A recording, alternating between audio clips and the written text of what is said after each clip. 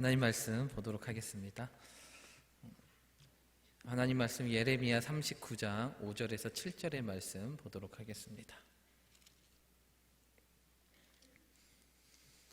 예레미야 39장 5절에서 7절의 말씀, 제가 한 절, 여러분이 한 절, 또 마지막 절은 같이 읽도록 하겠습니다. 갈대아인의 군대가 그들을 따라 여리고 평원에서 시드기야에게 미쳐 그를 잡아서 데리고 하맛 땅 림나에 있는 바벨론의 느부갓네살 왕에게로 올라가매 왕이 그를 신문하였더라.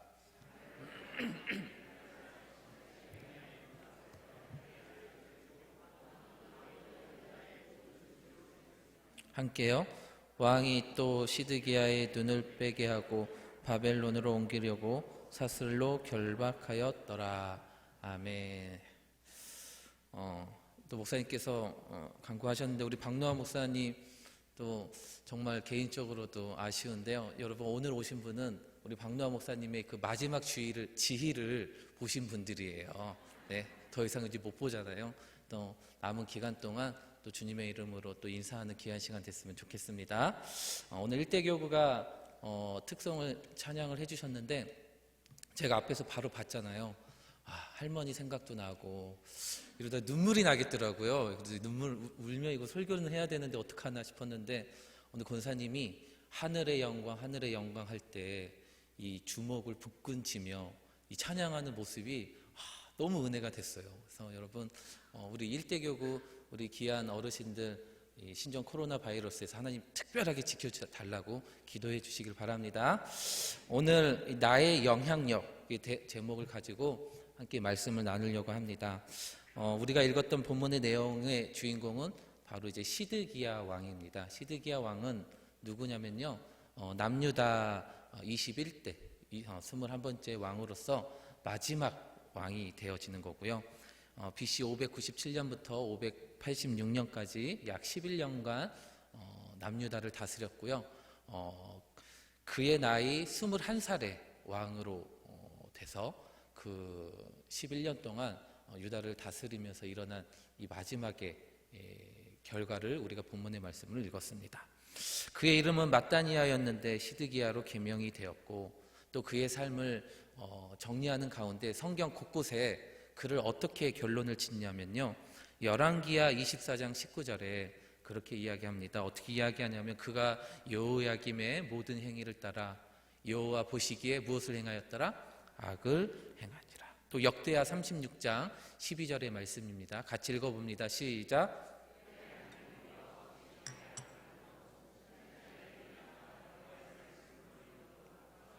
겸손하지 아니하였으며, 또 예레미야 52장 2절의 말씀입니다. 그가 여호야김의 모든 행위를 본받아 여호와 보시기에 악을 행한지라. 제가 뭐 더 설명하지 않아도 시드기야가 어떻게 그의 삶을 지내왔는지 이 말씀을 통해서 알려주는 것 같아요. 여호와 보시기에 무엇을 행하였다고요? 악을 행하였다라는 것이죠. 시드기야 왕을 이야기하려면 이 뗄래야 뗄 수 없는 한 명의 사람이 있습니다. 그게 바로 누구냐면 예레미야 선지자예요. 눈물의 선지자 예레미야인데, 두 사람의 관계를 보면 예레미야 37장에 바벨론 느부갓네살이 시드기야를 왕으로 세우게 되어지는 것이죠. 그리고 나서 시드기야가요, 하나님의 선지자 예레미야에게 사람을 보내서 기도를 요청합니다. 기도를 해달라고. 그랬더니 그 기도의 내용은 무엇이냐면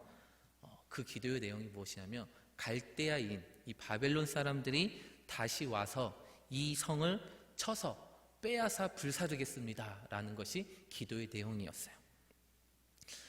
남유다의 왕이 돼서 처음으로 하나님의 종 선지자에게 기도를 요청했더니 기도의 내용이 뭐예요?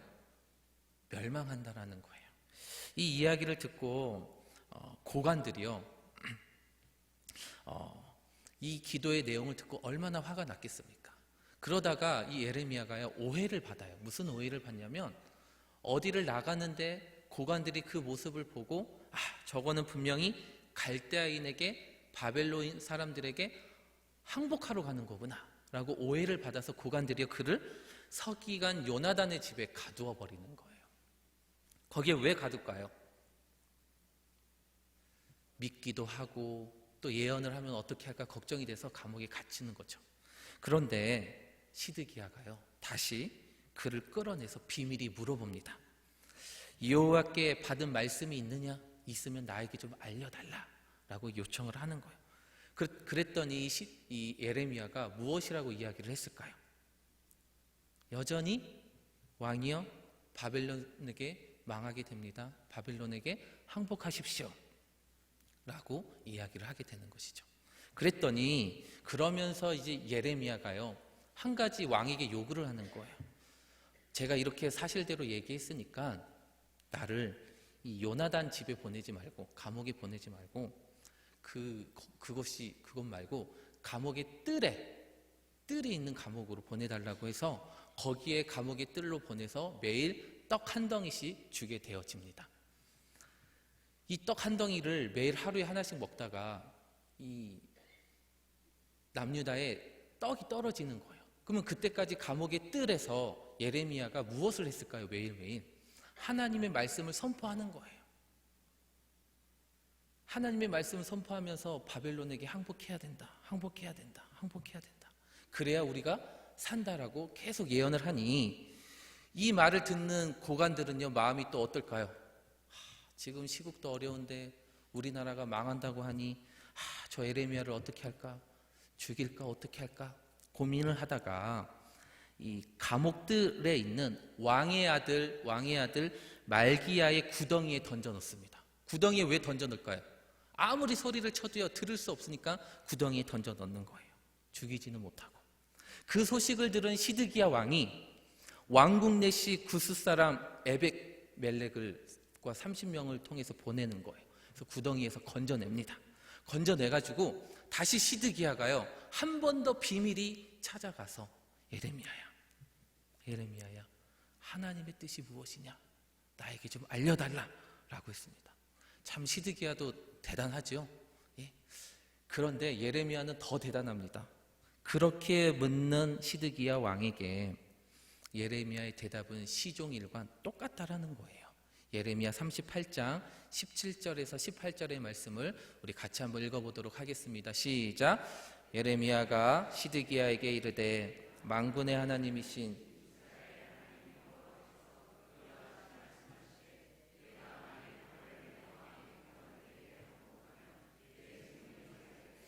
이 성이 불사름을 당하지 아니하겠고 너와 내 가족이 살려니와 내가 만일 나가서 바벨론의 왕의 고관들에게 항복하지 아니하면 이 성이 갈대아인의 손에 넘어가리니 그들이 이 성을 불사를 것이며 너는 그들의 손을 벗어나지 못하리라 하셨나이다. 사랑하는 성도 여러분, 예레미야는요, 하나님께 받은 그 내용을요, 상황이 어떻든지 간에 똑같이 그대로 이야기를 하는 거예요. 시드기야는 아마 이 다른 그런 대답을 원해서 찾아갔을 거예요. 그러나 예레미야는요, 하나님께서 주시는 그 말씀 그대로 선포했다라는 것입니다.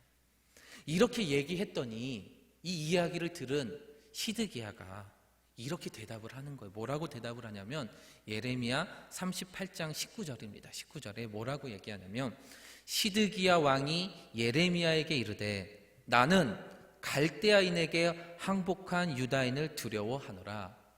염려하건대 갈대아인이 나를 그들의 손에 넘기면 그들이 나를 뭐할까? 조롱할까? 뭐할까? 조롱할까 하노라 하는지라. 이 한 구절의 말씀을 통해서요, 시드기야의 마음을 알 수가 있는 거예요. 그 시드기야 왕은요, 바벨론에게 항복하지 않는 이유가 다른 것이 아니라 그들이 먼저 항복했던 유다인들이 나를 보고 뭐 할까봐? 조롱할까봐. 이게 무서운 거예요. 쉬운 성경에서는 뭐라고 이야기하냐면 그들이 나를 학대할까봐, 현대인의 성경에서는 그들이 나를 괴롭힐까봐. 이것이 바로 항복하지 않는 이유라는 거예요. 한 나라의 왕 시드기야가 다른 이유가 아니라는 거예요. 저는요, 시드기야가 내가 하나님을 섬겨야 하기 때문에 신앙의 이유로 그렇게 했다면 이해를 하겠어요. 아니면 다른 나라와의 외교 관계를 통해서 이것 때문에 안 된다라고 하면 이해라도 하겠어요. 그런데 뭐 때문에요? 조롱 당할까봐, 학대 당할까봐, 괴롭힐까봐. 이런 정말로 지극히 개인적인 이유 때문에 남유다가 어떻게 되었습니까? 오늘 본문의 말씀처럼 되었다라는 거예요. 오늘 본문 말씀 어떻게 되었냐면요, 바벨론의 왕이 림나에서 시드기야의 눈앞에서 그의 아들들을 죽였고, 왕이 또 유다의 모든 귀족을 죽였으며, 왕이 또 시드기야의 눈을 빼게 하고 바벨론으로 옮기려고 사슬로 결박하였느니라. 제가 이 장면을 상상을 해보려고 해도 상상이 되지 않아요. 내 눈앞에 아들들이 죽는다. 이걸 마지막으로 본 거예요. 아들들 죽음을 본 다음에 바벨론 사람들이 시드기야에 뭘 뺐다고요? 눈을 뺐다라. 제가 이 말씀을 묵상하면서 눈을 뺀다라는 것은 과연 무엇일까 하고 제 눈을 한번 만져봤더니 제 눈이 그렇게 크지 않아요. 크지 않아도 이렇게 한번 이렇게 전체를 만져봤더니 이게 과연 앞으로 나올까라는 생각이 드는. 그런데 이 중동의 사람들은요, 눈이 얼마나 클까요? 그걸 뺀다라는 그 자체를 생각하니까 이거는 정말 우리가 상상할 수 없는 시련과 아픔과 이 고통이 뒤따랐다라는 거예요. 그런데 이것을요, 뭐 때문에요? 그들이 나를 뭐 할까봐? 조롱할까봐, 그들이 나를 학대할까봐, 그들이 나를 괴롭힐까봐, 그 이유 때문에 정말로 상상할 수 없는 결말을 맞이했다라는 것입니다. 출애굽기 32장에 또 한 가지 마음이 아픈 사건이 한 가지가 있습니다. 그게 뭐냐면 금송아지 사건이에요. 금송아지 사건. 모세가 시내산에서 이제 내려오는데 시간이 너무나도 지체가 되는 거예요. 그래서 출애굽기 32장 우리 1절부터 한번 보도록 하겠습니다. 백성이 모세가 산에서 내려옴이 더딤을 보고 같이 읽어봅니다. 모여 백성이 아론에게 이르러 말하되 일어나라, 위하여 우리를 인도한 애굽 땅에서 인도하여 낸 사람은 어찌 되었는지 알지 못함이니라. 네, 백성이 1절에 보면요, 모세가 산에서 내려옴이 더딤을 보고, 그리고 그 다음에 그 사람이 어찌 되었는지 알지 못하여서 어떻게 됐냐면 2절에 아론이 뭐라고 얘기합니다. 아론이 그들에게 이르되 너희의 아내와 자녀의 귀에서 뭘 빼라? 금고리를 빼어 내게로 가져와라. 이해가 되시죠? 그 다음에 4절입니다. 4절 같이 읽어봅니다. 시작. 아론이 그들의 손에서 금고리를 받아 부어서 조각칼로 새겨 송아지 형상을 만드니 그들이 말하되 이스라엘아, 이는 너희를 애굽 땅에서 인도하여 낸 너희의 신이로다 하는지라. 모세의 내려오는 것이 더딤을 보고 그 사람이 어찌 되었는지 알지 못하니까요, 자녀들과 아내들의 귀에 있는 모든 금덩어리를 다 가져오라는 거예요. 그걸 가져와서 이 아론이요, 그걸 받아서 또 부어서 조각칼로 새겨서 뭘 만들었다는 거예요? 송아지 형상을 만들었다. 그 다음에 아론이 뭐라고 했냐면요, 5절에 제가 읽어드릴게요. 아론이 보고 그 앞에 제단을 쌓고 이에 아론이 공포하여 이르되 내일은 여호와의 절일이니라. 여러분, 이게 뭐냐면요, 이 송아지, 이 금송아지를 하나님으로 여기고요, 그 앞에 제단을 쌓는 거예요. 그리고 뭐라고 선포하냐면 여호와의 절일, 내일은 여호와의 축제입니다 라고 선포를 하는 거예요. 그러면서 6절에 이튿날 그들이 일찍이 일어나 번제를 드리며 화목제를 드리고 백성이 앉아서 먹고 마시며 일어나서 뛰놀더라. 출애굽기 32장의 금송아지 사건을 보면서 출애굽기 20장에 하나님께서 이스라엘 백성들에게 십계명을 내려주십니다. 십계명을 내려주면서 제단에 관한 법을 한 가지 알려주세요. 그게 뭐냐면 출애굽기 20장 23절에 뭐라고 나와 있냐면 은이나 금으로 너희를 위하여 신상을 만들라 만들지 말라. 만들지 말라라는 거예요. 너희는 나를 비겨서 은으로나 금으로나 너희를 위하여 신상을 만들지 말고. 24절입니다. 내게 토단을 쌓고 그 위에 내 양과 소로 내 번제와 하목제를 드리라. 내가 내 이름을 기념하게 하는 모든 곳에서 내게 임하여 복을 주리라. 오늘 이 새벽에 담임 목사님께서 말씀하시는 가운데 우한 폐렴, 신종 코로나 바이러스를 이야기하면서 우리 목사님께서 개인적으로 생각하신 내용을 말씀해 주셨는데 그게 저의 오늘 하루를 생각하는 시간이었어요. 뭐라고 말씀하셨냐면 말씀을 잘 지켰다면, 우리가 말씀을 잘 지켰다면 이러한 일이 안 일어났을 것이다 라는 거예요. 그런데 정말 그 말이 맞거든요. 보세요. 지금도 아론이 20장 23절에 은으로나 금으로나 너희를 위하여 신상을 만들지 말고라고 했는데 이걸 어떻게 했어요? 만들어버렸어요. 그러나 24절은 내 양과 소로 내 번제와 하목제를 드리라. 또 이거는요 잘 실천을 했어요. 이 아론이요, 이 대제사장으로서 이스라엘 백성들이 몰랐을까요? 이렇게 하면 안 되는 걸 알았음에도 하나님의 말씀을요 두 가지를 얘기했으면 두 가지를 다 지켜야 되는데 한 가지는 어기고 한 가지는 지킨다고 해서 이게 완성되는 게 아니라는 거예요. 정말로 하나님의 말씀을 우리가 잘 지켰다면, 하나님의 말씀에 순종했다면, 우리가 목숨 걸고 그 말씀을 지켰다면 아론이 이런 실수를 하지 않았다라는 것입니다. 모세가 이것을 보고요 아론을 추궁합니다. 왜 이렇게 하셨어요? 도대체 왜 이런 일을 하셨습니까? 했더니 아론의 말이 기가 막힙니다. 뭐라고 하냐면요 32장 24절입니다. 같이 한번 읽어보도록 하겠습니다. 시작. 내가 그들에게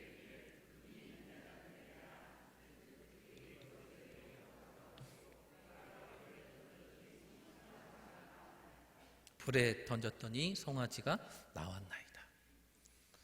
여러분 우리가 아까 봤죠. 아론이 금을 받아서 부어서 그쵸? 조각칼로 새겨서 송아지 형상을 만들었는데 아론이 추궁을 당하니까 모세에게 말하는 거예요. 뭐라고 말했냐면 나 그냥 불에 던졌는데 송아지가 짠 나왔다라는 거예요.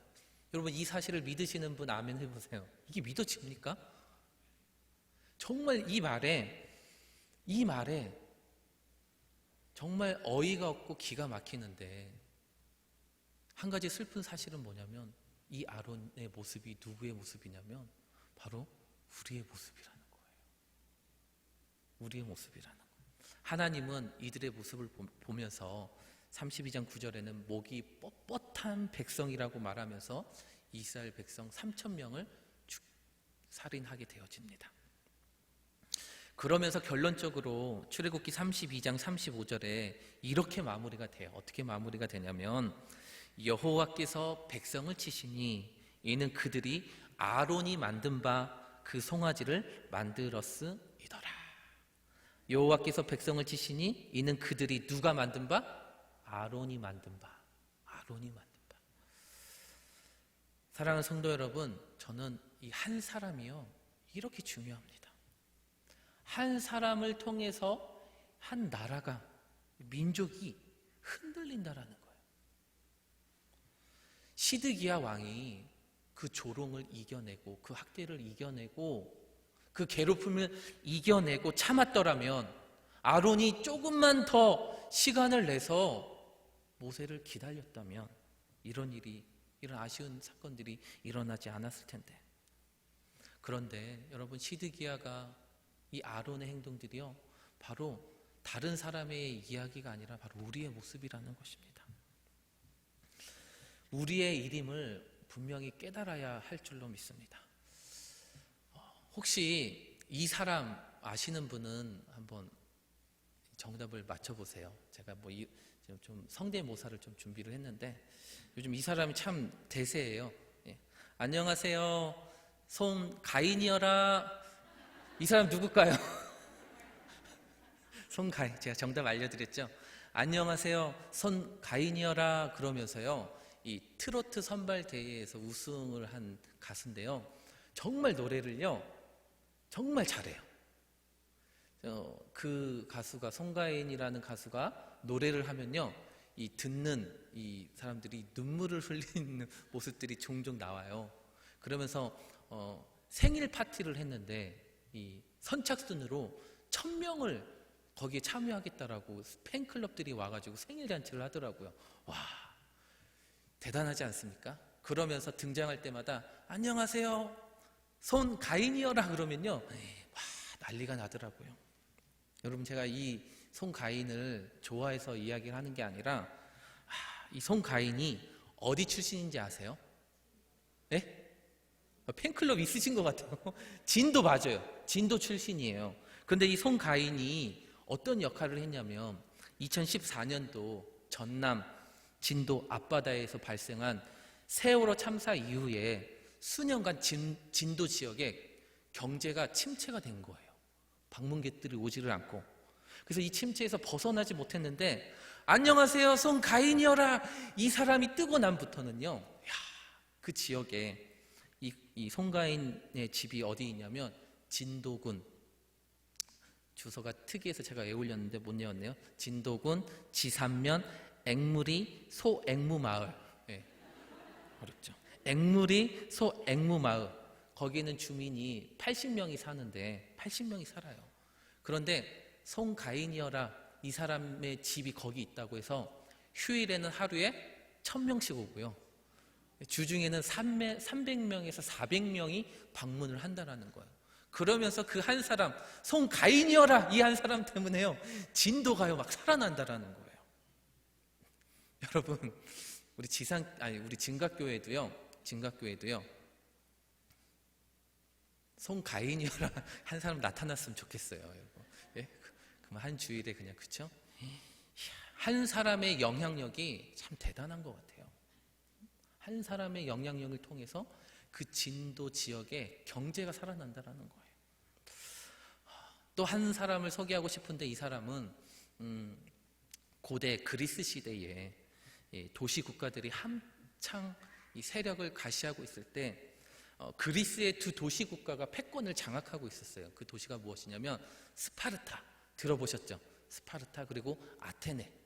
이 아테네 이 도시 두 국가가요 경제를 지배하고 있는데, 스파르타는 군사력으로서는 최고의 나라를 가진 나라이고, 아테네는요 군사력뿐만 아니라 경제적인 동맹을 맺음으로써 이 아테네의 부가 너무나도 많이 있는 거예요. 그래서 이 두 도시 국가가요 그리스 전체의 도시를 패권을 장악하는 그때에 힘이 점점 없어지고 열악해지는 그 시대가 올 때에 들어보지도 못한 마게도니아에서 한 사람이 등장을 합니다. 그 사람이 누구냐면 알렉산더예요. 이 알렉산더가 시드기야처럼 비슷하게 20살의 왕이 됐어요. 본인의 아버지가 피살을 당하는 바람에 20살에 갑자기 왕이 됐는데, 이 알렉산더가 스파르타의 군사훈련을 받았고 그리고 아테네의 교육을 받았어요. 이 아테네에 누가 있었냐면 아리스토텔레스 아시죠? 소크라테스, 플라톤, 아리스토텔레스가 이 알렉산더를 교육을 한 거예요.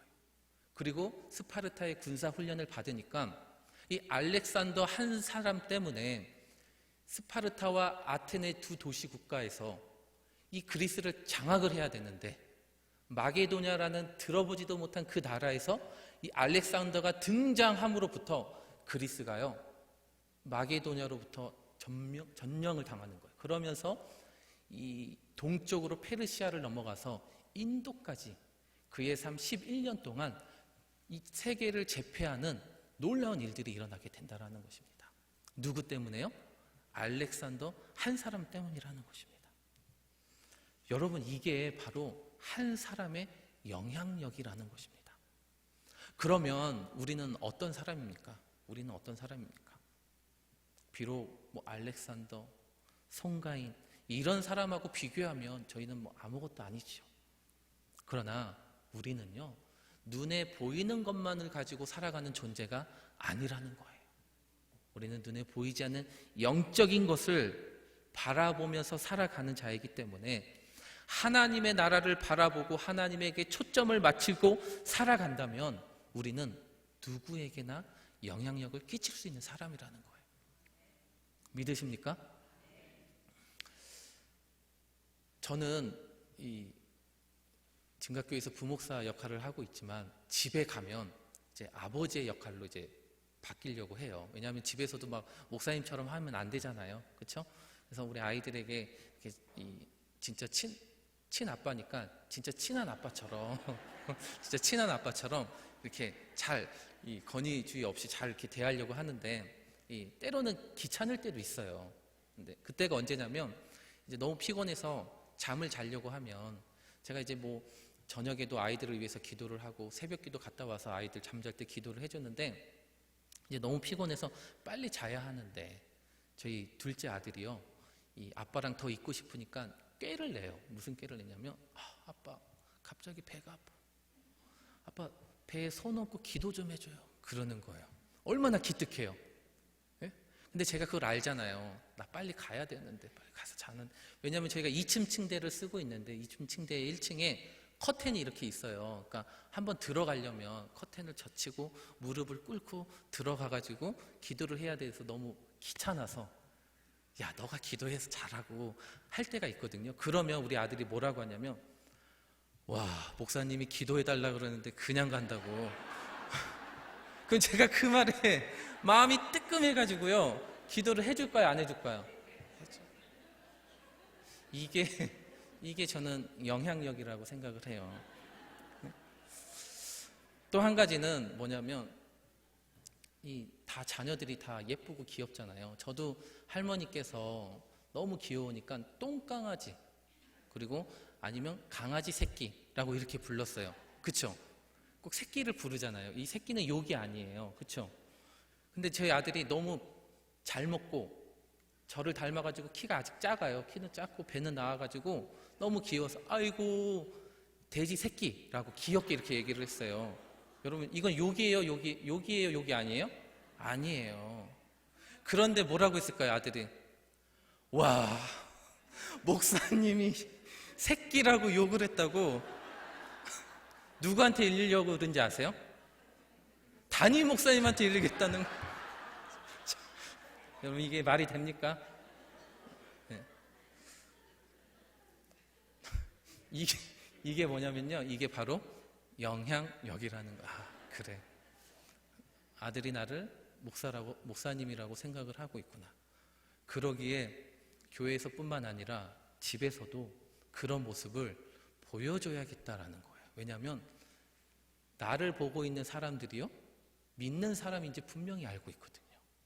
그러기에 내가 뭔가 잘못을 하면 와 권사님이, 와 집사님이, 와 장로님이, 안수 집사님이 그런다고 그러면 여러분 우리가 할 말이 없어지잖아요. 그렇기 때문에 우리는요, 어떤 사람에게 영향을 끼칠 수 있는 영적인 사람이기 때문에 시드기야와 아론처럼 나의 한 사람의 잘못 때문에 나라가 망하고 유다 백성이 3,000명이 죽게 되어지는 그런 일들이 일어나서는 안 된다라는 거예요.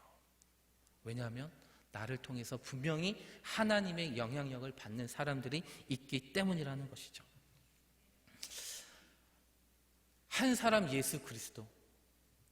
이 예수 그리스도가 누구입니까? 우리는 그분을 통해서요, 완전한 죄인에서 완전한 의로 변화받은 사람입니다.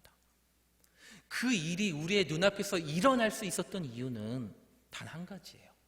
한 사람 예수 그리스도가 순종함으로써, 하나님의 말씀에 순종함으로써 십자가의 죽음과 부활의 역사가 있었기 때문이라는 거죠. 지금 당장 내가 하나님의 말씀에 순종해서 내 눈앞에 당장 일어나는 일이 없더라도요, 나를 통해서 영향을 받을 자녀들이요, 시간이 흐름에 따라서 얼마든지 많이 나올 수 있다는 거예요.